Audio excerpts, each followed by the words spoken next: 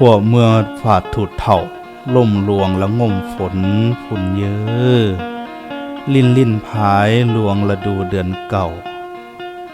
วันนั้นอาทิตย์จรจันทร์ขึ้นปันนาวาน15 คำเยี่ยมก็คิดไข่แม่มโนสอยหุงธรรม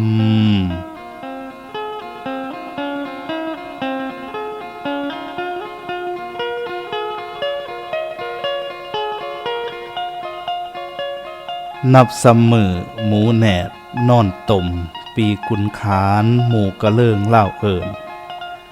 ศาสนาพระโคดมได้2,000 ศักราช562 เศษหอย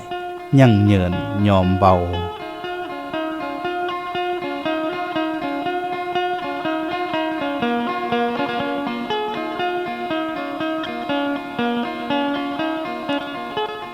คุณยอมยกใส่เก่าทวินว่าว่อนถึงบัดนี้เฮียมจักเดียงดวงสารแห่งพระธรรมท่องเจ้าควรที่เพิ่งเฮาหูสัพพัญญูสอนโลกต่างดังเป็นแวนไหวล่าวลาให้จือจำพี่น้องเอ้ย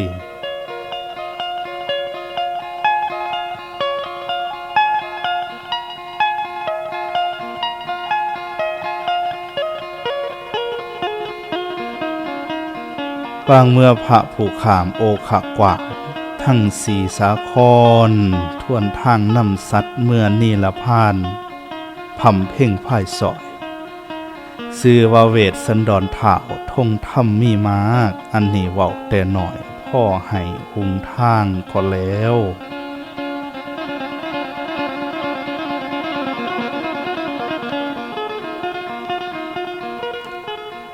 วันนี้จักได้พิภาคผืนผู้ประเสริฐสัพพัญญูก็แล้วยามยังเน่าในแม่นเทพสวงสวรรค์ฝ่า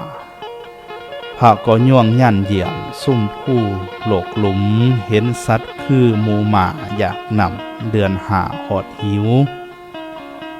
ภาคหนึ่งยังซุ่มด้วยโดยโลภตัณหาคือคู่ซิ่วส่งฝนเมื่อฤดูเดือนเก่าเวทนานี่ในเมืองมนุษย์โลกผู้เจืองเจ้าเห็นแล้วนายสะอางพี่น้องเอ้ย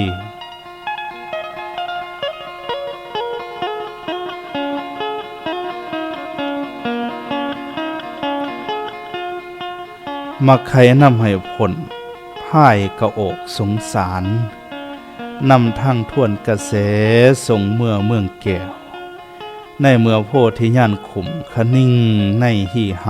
ำหูบ่ผังพระอินทร์แผ่วเพ่นผาย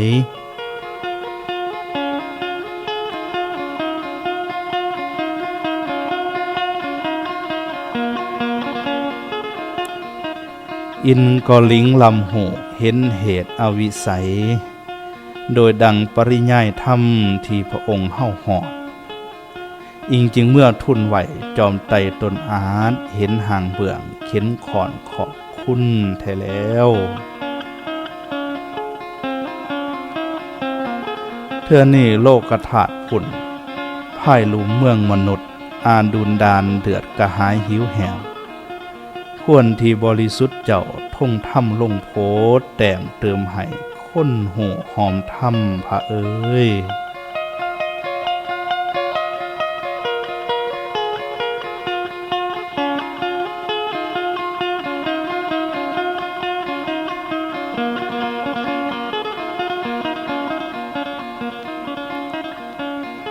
สบายดีพ่อแม่อ้ายน้องที่หักแพงสู่ผู้สู่คนเสียงแห่งศิลเสียงแห่งธรรมเสียงพินทินล่าวเฮาได้ดังกองลอยลองมาตามลมผสมผสานกับเสียงพินเสียงแค้นแดนล่าวบ้านของเฮาล่าวไตเมื่อนี้ผู้ขาเจ้าหัวป่าวัดพิลาวงศ์มีจิตใจจำนงซื่นส้มยินดีในธรรมแห่งองค์พุทโธเจ้าก็เลยอยากนำมากล่าวเว้าเทศนาไขอ่านตามหอมเบื้องพุทโธเจ้าสั่งสอน ขวบเมื่อฝ่าถูดเถ่าล่มลวงละงมฝนพุ่นเยื้อลิ่นพายลวงฤดูเดือนเก่าวันนั้นอาทิตย์จรจันทร์ขึ้นปันนาวาน15 คำเหี้ยมก็คิดไข่แมงมโนสอยหุงทำ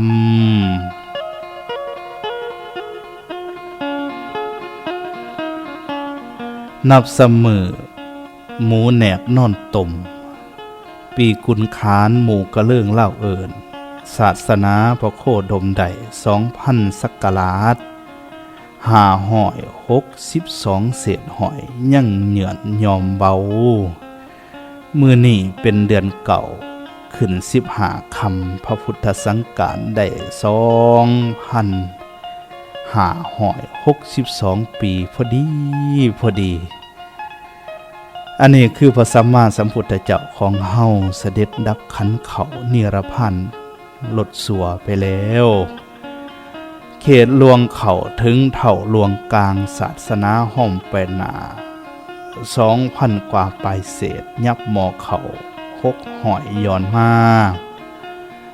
พระพุทธเจ้าของเฮาเสด็จดับขันธปรินิพพานล่าลวงไปแล้วไก่จะเข้าสู่ 2,600 ปีถึง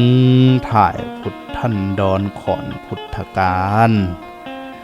วันนี้พวกเฮาได้เกิดมาพบมาพ่อพระพุทธศาสนาได้มีความเหลื่อมใสศรัทธาได้ทำบุญสร้างกุศลไว้หลายไว้เป็นที่จังที่เพิงของพวกเฮาแล้วหรือยังการที่พวกเฮาได้เกิดมาพบมาพ่อพระพุทธศาสนานั้นถือว่าเป็นความประสบพบพ่อสิ่งที่ประเสริฐที่สุดมีคุณค่าที่สุดของชีวิตพี่น้องเอ้ย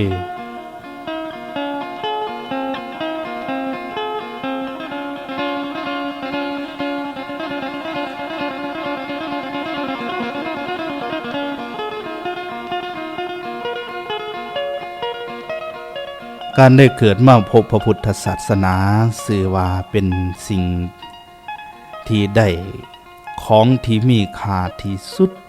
ได้ชีวิตประเสริฐที่สุดเพราะว่าการที่พระพุทธเจ้าของเฮาจะเสด็จอุบัติเกิดขึ้นมาในโลกใดนั้น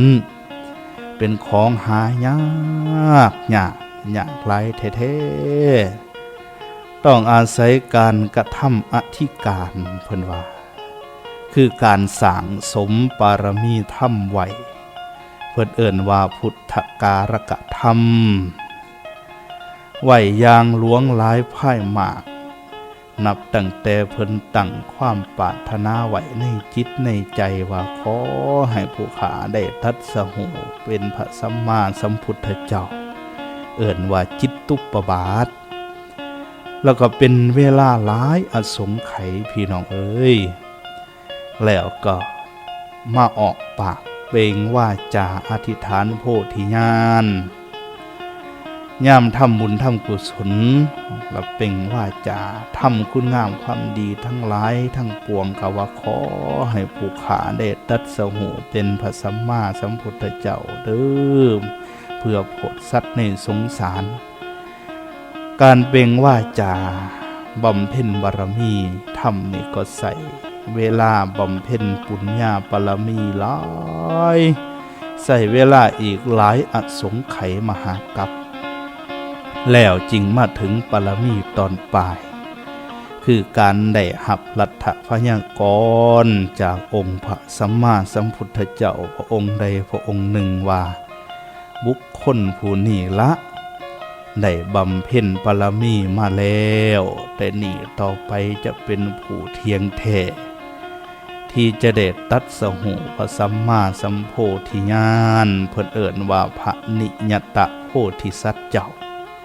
แปลว่าพระโพธิสัตว์ผู้ที่จะตรัสรู้ในอนาคตข้างหน้าอย่างแน่นอนอันนี้เพิ่นก็ต้องได้สร้างบุญสร้างกุศลสร้างคุณงามความดี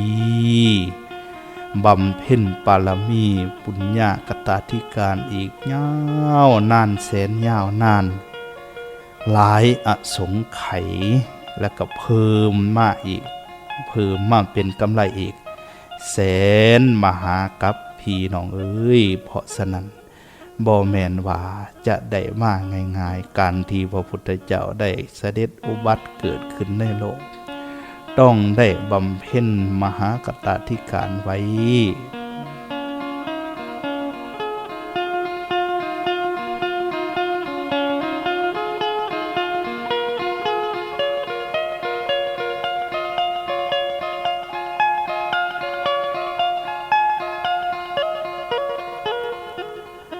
วันนี้เยี่ยมจักเดียงดวงสารแห่งพระธรรมท่องเจ้าควรที่เพิ่งเฮาหูสัพพัญญูสอนโลกต่างดังเป็นแวนไหวเล่าลาให้จือจำพี่น้องเอ้ย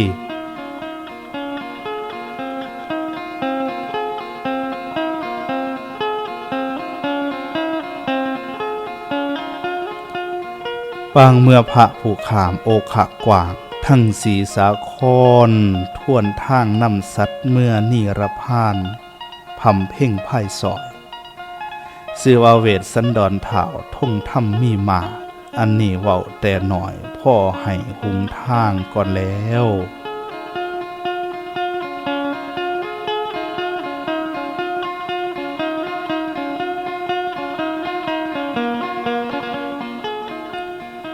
พระพุทธเจ้าของเฮาแต่ละพระองค์เมื่อจะเสด็จอุบัติเกิดขึ้นมาในโลกต้องได้บำเพ็ญปุญญากตธิการปุญญาบารมีธรรมทั้งหลายไหวอย่างล้วงหลายเหมือนดังที่ได้กล่าวมาแล้วนั้นถ้าพระสัมมาสัมพุทธเจ้าที่ทรงบำเพ็ญปรมีธรรมด้วยศรัทธาเพิ่นเอิ้นว่าศรัทธาธิกะโพธิสัตว์เมื่อตัดสหูเพิ่นว่าศรัทธาธิกะสัมมาสัมพุทธะอันนี้ร่วมการบำเพ็ญปรมีธรรมทั้งหมดอยู่40อสงไขยมหากัปพี่น้องเอ้ยแล้วก็เพิ่มเติมเข้ามาอีกแสนมหากัปเพิ่นเอิ้นว่ากำไรแห่งการบำเพ็ญปุญญาปรมีเพิ่นว่า40อสงไขยกำไรอีกแสนมหากัปจึงถึงความเต็มบริบูรณ์แห่งพระปรมีธรรมแต่ถ้าพระสัมมาสัมพุทธเจ้าที่ทรงบำเพ็ญปุญญาปรมีธรรมด้วยความภาคเพียรเพิ่นเอิ้นว่าวิริญาธิกะก็ต้องใส่เวลาทั้งหมดในการบำเพ็ญปรมีธรรมตั้งแต่อธิษฐานอยู่ในจิตในใจมาเป็นวาจาออกปากเว้าแล้วก็จนได้หับลัทธพยากรณ์เพิ่นก็ว่าใส่เวลาอยู่ถึง80อสงไขยแล้วก็80อสงไขยมหากัปแล้วก็เพิ่มเติมเป็นยอดออกไปอีกแสนมหากัปจึงสมบูรณ์บริบูรณ์ได้ส่วนองค์พระสัมมาสัมพุทธเจ้าของเฮาพระองค์ปัจจุบันนี้ทรงบำเพ็ญปุญญาปรมีธรรมโดยใส่ปัญญาเพิ่นเอิ้นว่าปัญญาธิกะอันนี้ไว้แน่หน่อยหนึ่งพระพุทธเจ้าของเฮาทรงบำเพ็ญปรมีธรรมใส่เวลาทั้งหมดนับตั้งแต่ตั้งไว้อยู่ในจิตในใจมาเป็นวาจาจนได้ถึงหับลัทธพยากรณ์จากพระพุทธเจ้าทรงพระนามว่าที่ปังกรรวมเวลาทั้งหมดอยู่20อสงไขยมหากัปและเพิ่มเติมเป็นกำไรแห่งการบำเพ็ญปรมีธรรมอีกอยู่แสนมหากัปพี่น้องเอ้ยจึงเต็มบริบูรณ์ได้จนมาถึงปรมีขั้งสุดท้ายเพิ่นเอิ้นว่าปัสสิมปรมีธรรมเพิ่นได้มาเกิดเป็นพญาเวทสันดรเจ้าได้ทรงบำเพ็ญปรมีทั้งปวงให้บริบูรณ์แล้วจึงได้ไปเกิดในสวรรค์สันดุสิตเมื่อถึงการเวลาอันสมควรพวกเทวดาพระอินทร์พระพรหมทั้งหลายจึงได้ไปทูลเชิญให้เพิ่นเสด็จลงมาอุบัติ เกิดขึ้นในโลกตัดสหูทำโพดสรรพสัตว์ทั้งหลายทั้งปวงเพิ่นจึงว่าปางเมื่อพระผู้ขามโอคะกว้างทั้งสีสาครท่วนทางน้ำสัตว์เมื่อนิรพานพำเพ่งไพ่สอยชื่อว่าเวทสันดรท้าวท่งธรรมมีมากอันนี้เว้าแต่น้อยพ่อให้หุงทางก่อนแล้วอันนี้เว้าให้พวกเฮาทั้งหลายได้คิดทำคะนิ่งเห็น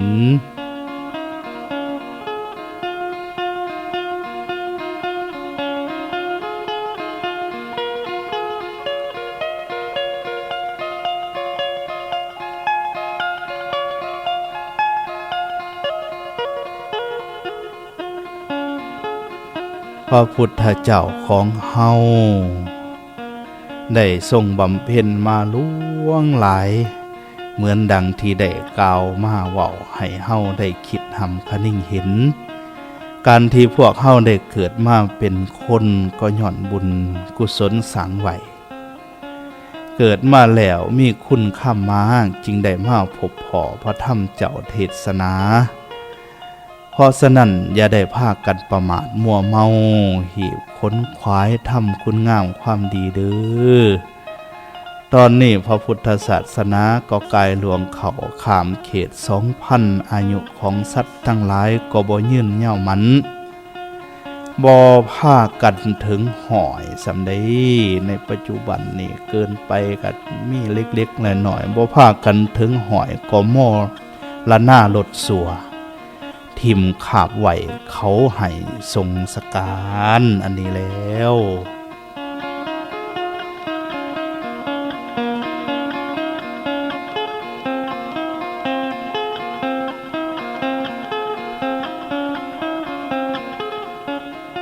บัดนี้พระพุทธเจ้าของเฮาพระอรหันต์ขี่หน้าศพเจ้าทั้งหลายก็เสด็จดับขันธปรินิพพานลดสัวไปแล้วยังเหลือแต่พระธรรมคำสั่งสอนพ่อแม่ครูบาอาจารย์ได้นำสืบทอดต่อมาให้พวกเฮาพอได้หูได้เห็นคุณแห่งศีลแห่งธรรมเพิ่นจึงว่าเงินหมดแล้วขวัญยังข้างไถอันว่าผ่าขาดแล้วแซงนั่นเสิ่งนั่นหากสียังพี่น้องเอ้ย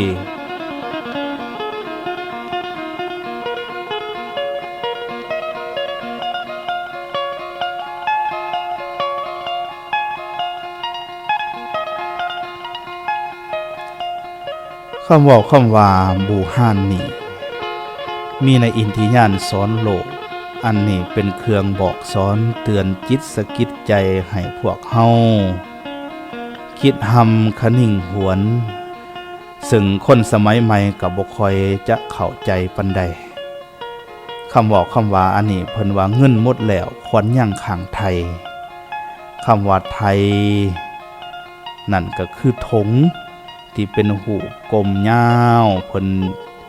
ซึ่งเพิ่นยิบไว้สำหรับใส่เงินเหรียญเงินกีบหัวน้ำเงินห้างเงินหมักขอในสมัยก่อนบูฮานหรือบางเถื่อเพิ่นก็ยิบไหวใส่สิ่งของแบกเป้พายไปแล้วเพิ่นว่าขวัญยังข้างไทยหรือขวัญยังดอมไทยก็หมายถึงจิตใจหรือขวัญเงินขวัญคำยังอยู่ยังข้างดอมอยู่ในทงในไทยซึ่งยังมีความหวังว่าจะได้เงินได้คำนั้นมาอีกอยู่ซึ่งความหมายของสุภาษิตนี้เพิ่นอยากบอกอยากเตือนสอนจิตสะกิดใจพวกเฮาชาวพุทธทั้งหลายโดยเฮาเบิ่งเป็นสองแง่สองมุมคือทางโลกและก็ทางธรรมว่าองค์พระสัมมาสัมพุทธเจ้าพระอรหันตเจ้าทั้งหลายถึงจะเสด็จดับขันธปรินิพพานไปแล้วเงินหมดแล้วก็ตามขวัญยังดอมไทยก็คือยังมีพระธรรมพระสังฆเจ้าพระสงฆ์ยังมีพ่อแม่ครูบาอาจารย์ สืบทอดประพฤติปฏิบัติธรรมนำเอาหลักธรรมคำสั่งสอนมาบอกมาสั่งมาสอนพวกเฮาทั้งหลายถ้าพากันประพฤติปฏิบัติตามธรรมตามคำสั่งสอนขององค์พระสัมมาสัมพุทธเจ้าที่พระสงฆ์พ่อแม่ครูบาอาจารย์นำมาสั่งมาสอนนั้นก็ยังพ่อสิได้บรรลุอริยมรรคอริยผลอยู่พวกเฮาก็ยังหวังได้ซึ่งพระนิพพานเพิ่นจึงว่าขวัญยังดอมไทยภาคขาดแล้วแซงนั่นหากสิยังนั่นแล้ว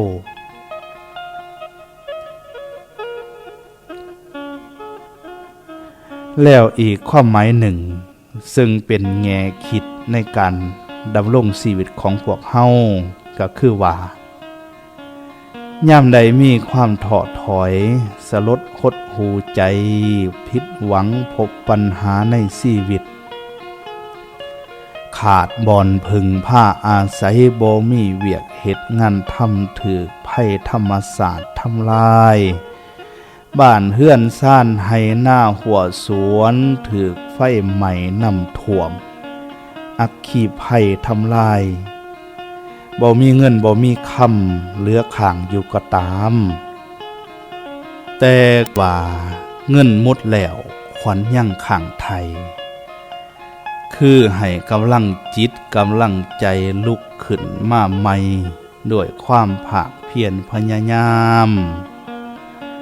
ด้วยลำแข็งของโตเฮาเองการที่ล้มลงคุกคานไปแล้วนั้น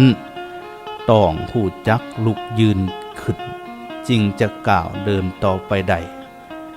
บ่แม่นว่าล้มลงแล้วลุกบ่เป็นนอนจมไปเลยอันนี้จะบ่เฮ็ดให้ชีวิตของเฮาก้าวหน้าไปได้ธรรมดาว่าในยามทุกข์ยามยากเมื่อมีปัญหาแล้วเมื่อล้มแล้วต้องฮู้จักลุกฮู้จักก้าวย่างลุกขึ้นก้าวย่างต่อไปในทุกย่างก้าวของชีวิตของพวกเฮานะยอมมีความลำบากมีปัญหามีอุปสรรคเป็นธรรมดาเฮาต้องผ่านฟ้ามันไปได้โดยใส่สองฟ้ามือและก็มั่นสมองของเฮาสร้างอยู่กระทำกินอย่างตั้งหน้าภาคเพียรถึงแม้นว่าเงินมุดแล้วขวัญยังขังดอมไทยซึ่งหมายความว่าถึงแม้นเงินคำวัตถุสิ่งของหมดไปแล้วแต่จิตใจของเฮาก็ยังเข้มแข็งเด็ดเดียวกะแก่นบ่ยอมขู่เข่าเฝ้าขี้ไฟชีวิตของเฮายังอยู่ความหวังของเฮาก็ยังอยู่พลังกายพลังแห่งจิตแห่งใจยังแข็งแกร่งอยู่ดังนั้นจะต้องสู่ส้นทนท่านบุกบืนสร้างชีวิตใหม่ให้สมชื่อว่าเฮาเกิดมาเป็นมนุษย์การเวลาผ่านไปมื้อวันและก็โมงยามบ่เคยลอดถาไผแต่สายใจสายอนาคตยังมียังสดใสอยู่นั่นคือพลังที่อยู่ดันให้ชีวิตต้องก้าวหน้าไปอย่างบ่หยุดยั้งจนถึงจุดมุ่งหมายนั่นแล้วพี่น้องเอ้ย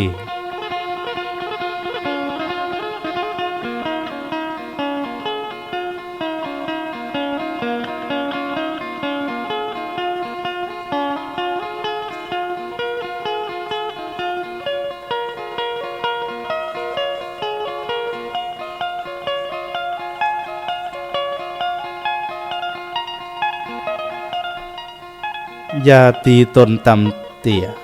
สิตอมถูกละทุ่มหมองอย่านั่งคล้องความหวังอย่านั่งฟังผีเว้า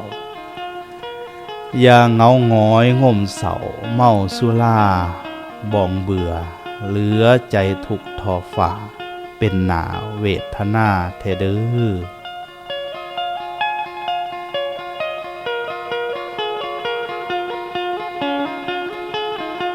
สองฝ่ามืออย่าขาดสมองทานให้สดใสใจอย่าจมจำยอมให้เขื่อนแข็งขันผอม ร้อมพลังดันสู้แห้งฟันฝาดขาดเด็ดขาดชีวิตก่าวดาวสตาสิหุงแจงหักตนสวานซอยตนนั่นเนอ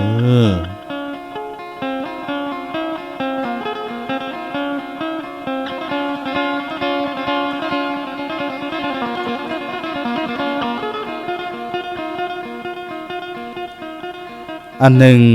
อย่าได้ผ้าโล่หล่นหลายคนมักผาบกันเนอ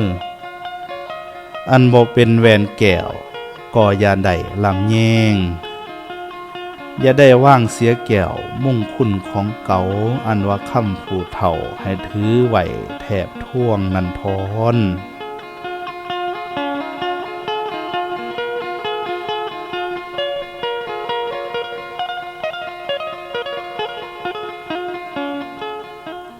คำว่าอันนี้ลูกหลานสมัยใหม่อาจจะบ่ค่อยเข้าใจอีกละจึงต้องได้แปลความหมายให้น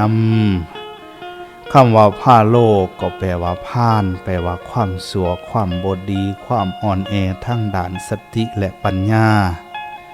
คนพ่านจริงแปลว่าคนบดีคนที่อ่อนแอทั้งด้านสติและปัญญาแล้วก็คำว่าหลายคนมักผาบ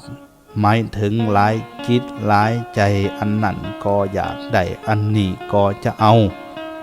มักภาพเดียวกันหลายสิ่งหลายอันจึงว่าผ้าโล่หล่นหลายคนมักภาพเพิ่นว่าเด้แล้วก็คำว่าอันบ่เป็นแหวนแก้วนั่นหมายถึงสิ่งที่บ่ดีบ่งามสิ่งที่เฮ็ดให้ชีวิตเศร้าหมองแล้วเพิ่นว่าอย่าได้ว่างเสียแก้วมุ่งคุณของเก่าคำว่าแก้วในวันนี้หมายถึงความดีงามความประเสริฐคุณธรรมแล้วก็ผู้ประเสริฐแล้วก็คำว่ามุ่งคุณก็แปลว่าความดีสิ่งที่ดีเหมือนกันแล้วก็คำว่าคำผู้เฒ่าให้ถือไว้แทบท่วงคำว่าคำผู้เฒ่าหมายถึงคำสั่งคำสอนของผู้เฒ่าบรรพบุรุษของพวกเฮาที่เพิ่นสั่งสอนไว้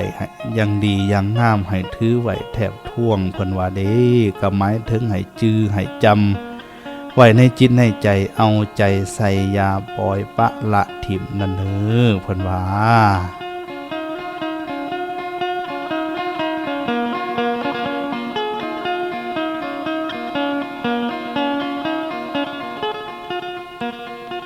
ในความหมายของสุภาษิตนี้มีหลายแง่หลายมุม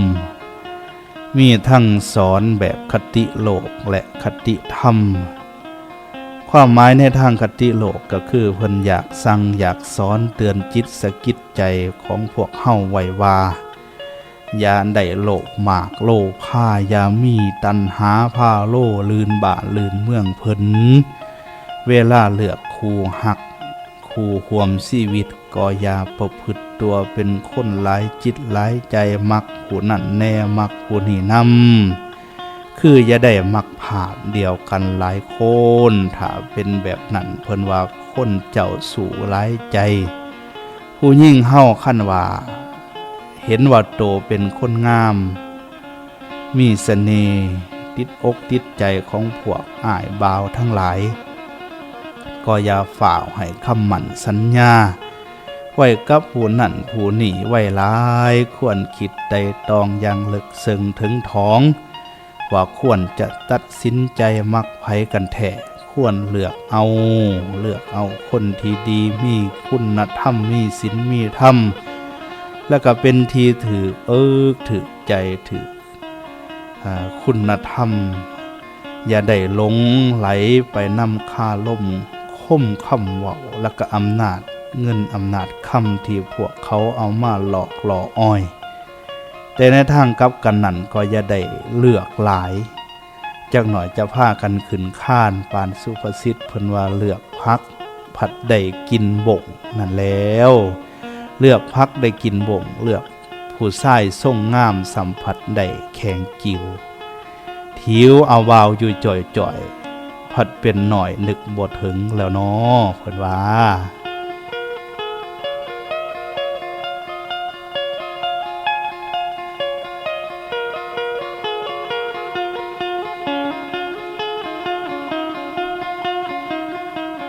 ส่วนผู้ชายเฮาก็คือกันเห็นว่าตัวเองรอว่างามว่าตัวเองเท่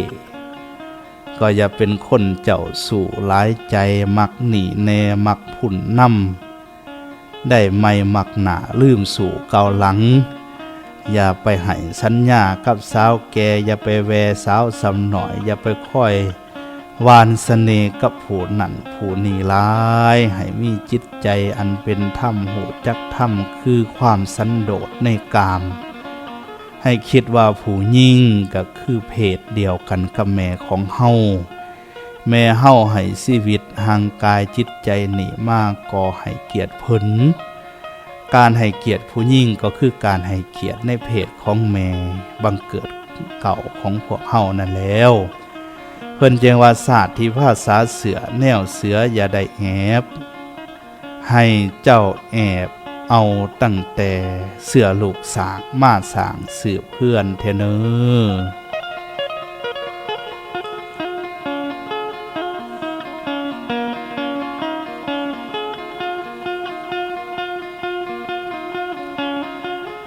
ให้เจ้าแอบเอาแต่เสือลูกสาง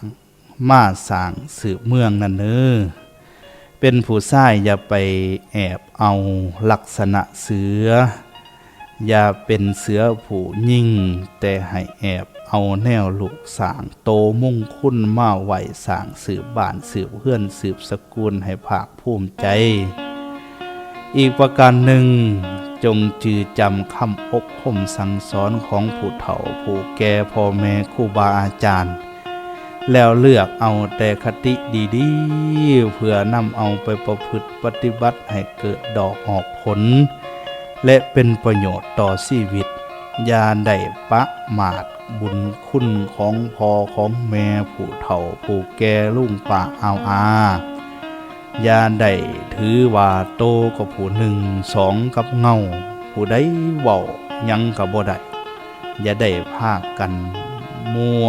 หลงไหลมั่วเมาน้ำแนวความคิดอันต่ำๆที่ดึงแก่ไปในทางเสียหายวอดวายเป็นต้นอบายยมุกอย่าได้เฮ็ดหยังไปตามจิตตามใจของตนเองควรให้มีสติระมัดระวังโตและก็ตื่นโตประพฤติแต่ในทางอันถืออันสอบอันควรมีความสอบธรรมมีคุณธรรมและก็จริยธรรมประจำจิตประจำใจอยู่เสมอเพิ่นจึงว่าอย่าล่ายลวงโลภหล่นอย่าว่นวิ่งเวียนแสวงแย่งลำซ้อมส้มทรายแย่งลำซ้อมส้มยิ่งสอบส่วนสิ่งสุไม้คู่เคียงขันสอนอยากซ่อน2 3 4บ่ดีแล้วมักผู้นี่ยั่งผู้หนามักอาจย่าหยดกว่างข่วงต่อย่อพอขาเป็นหนานายสะอางเทนอ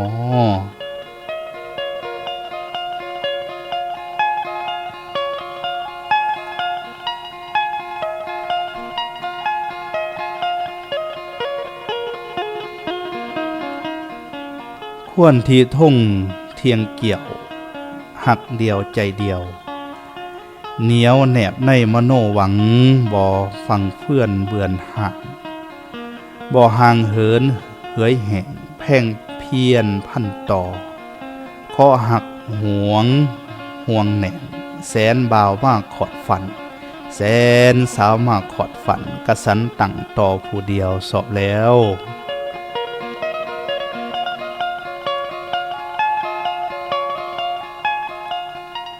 แล้วอีกอย่างหนึ่งก็อยากให้เบิ่งในแง่มุมของทางธรรมในทางพระศาสนาเพิ่นว่าอย่าได้ผ้าโลดหล่นหลายคนมักผ้าอันบ่เป็นแหวนแก้วก็อย่าได้ลำแย่ง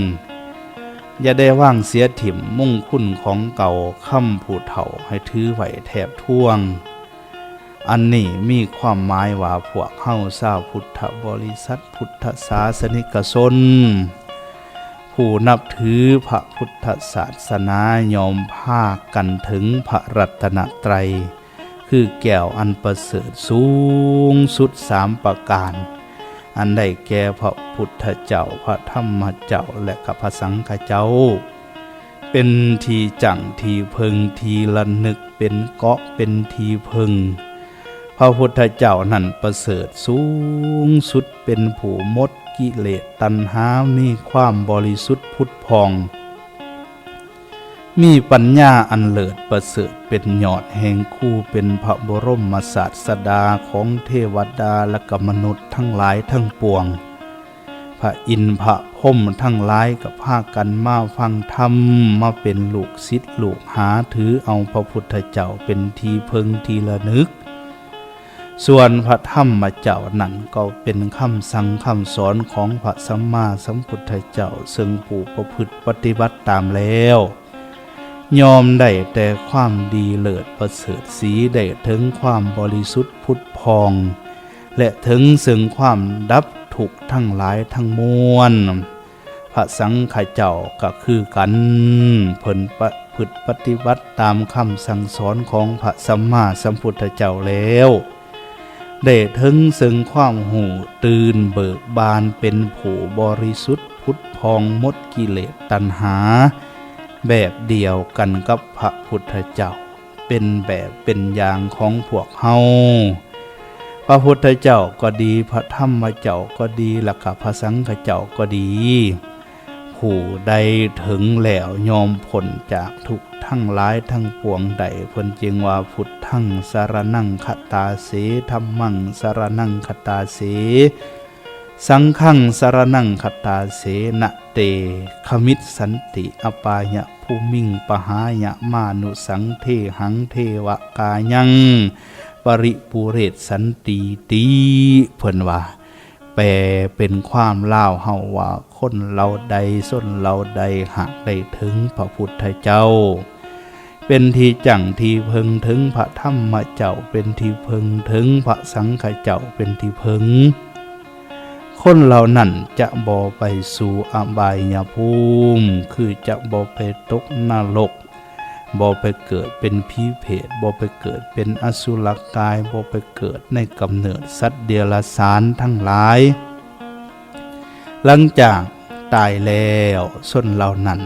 ผู้ถึงพระรัตนตรัยเป็นที่จั่งที่พึงจะไปเกิดในสวรรค์เทวโลกเพิดเพลินในสุคติโลกสวรรค์นั่นแล้วเพราะฉะนั้นพวกเฮาได้มีโอกาสเกิดมาเป็นชาวพุทธแล้วมีพระพุทธเจ้ามีพระธรรมเจ้ามีพระสังฆเจ้าเป็นที่จั่งที่พึงแล้วชื่อว่าได้แก้วอันประเสริฐสูงสุดก็ให้พากันมีศรัทธาให้มีความเหลื่อมใสอันมั่นคงในพระรัตนตรัยอย่าได้พากันผ้าโล่หล่นหลายคนมักพาอย่าได้พากันหันเหไปในทางอันบ่ถึกบ่ควรอย่าได้หลงไหลงมงายอย่าได้หันเหไปนับถือศาสนาอื่นสิ่งศักดิ์สิทธิ์อื่นสิ่งวิเศษอื่นเพิ่นว่าอันบ่เป็นแหวนแก้วก็อย่าได้ลำแยง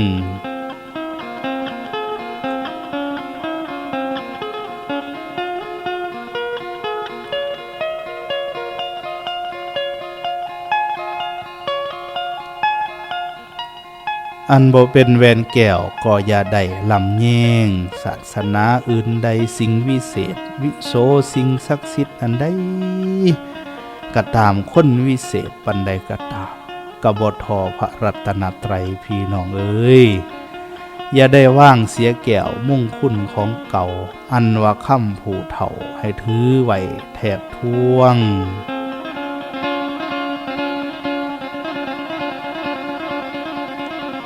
อันนี้นั่นก็สอนจิตสอนใจเตือนพวกเฮาว่าพระธรรมคำสั่งสอนของพระสัมมาสัมพุทธเจ้าพระพุทธศาสนาพ่อแม่เฒ่าแก่ลุงตาเป็นผู้ที่พวกเฮาเคารพนับถือเป็นบรรพบุรุษของพวกเฮาได้พากันนับถือเสด็จสู้บูชาไหวมาตั้งแต่บูฮั่นนักการเมื่อ2,500 กว่าปีมาแล้วตั้งแต่สมัยสร้างอุโมงค์พระธาตุหลวงอุโมงค์พระธาตุพนมอุโมงค์พระธาตุอิงหั่ง ตั้งแต่สมัยนั้นมากกว่า 2,000 กว่าปีจนมาถึงยุคพระญาฝ่างุ่มยุคสมัยของพระญาฝ่างุ่มมหาราชได้สร้างตั้งอาณาจักรลาวล้านสร้างให้เป็นปึกแผ่นแน่นหนายิ่งใหญ่แล้วก็นำเอาพระพุทธศาสนามาประดิษฐานลงไหวมั่นคงให้เป็นอาณาจักรหลักธรรมหลวงมาถึงยุคพญาโพธิสารราชเจ้าพญาไสยเศรษฐาธิราชเจ้าแล้วก็มาถึงพญาสุริยวงศาธมิกราชเจ้าพระพุทธศาสนาของเฮาได้เจริญหุ่งเฮืองสุดขีดจนประเทศศาสตร์บ้านเมืองได้กลายเป็นอาณาจักรหลักธรรมคำสั่งสอนพื้นฐานของชีวิตหลักจริยธรรมในทางพระพุทธศาสนาได้กลายมาเป็นหีด12ของ14หีดบ้านของเมืองสืบต่อมาเพราะฉะนั้นอย่าได้ว่างเสียแก้วมุ่งคุณดวงประเสริฐคือพระธรรมคำสั่งสอนในทางพระพุทธศาสนา